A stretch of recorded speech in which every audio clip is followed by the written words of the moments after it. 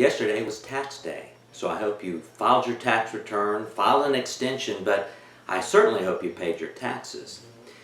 And as Christians, that's something that we can all identify with, especially when we consider what Jesus famously said, "Render unto Caesar what is Caesar's, and render unto God that which is God's." But what happens when a government acts corruptly?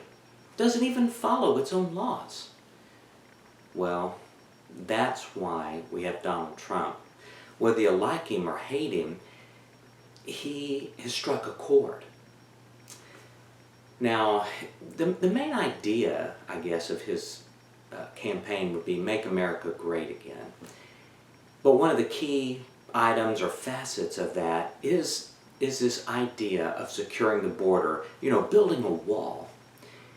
And that is really one of the things that we pay our taxes for when you stop and think about it. I mean, really, we pay our taxes to the federal government, and one of the primary reasons we do that is so that they can provide a common defense. And yet, they're leaving the border unsecured. Now, for political reasons, both parties seem to support this idea of leaving the borders open. Well, that is something that creates great angst with your average American. And so Donald Trump has really connected with so many people at an emotional level because of our fear of the porous border. Or really existential angst. Are we going to even be a country? But from a Christian perspective, St. Paul in Romans chapter 13, verses 1 through 7, I mean, he is essentially an advocate for government. Pay your taxes. Pray for your leaders. Don't support anarchy. Really, we want to be able to lead peaceable lives, he would say.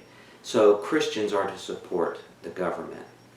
Now, Donald Trump, and not really to be partisan, certainly Ted Cruz as well, have caught up on this groundswell of resentment that people feel towards our leaders, our elected leaders who are on the march of folly, leaving the borders open.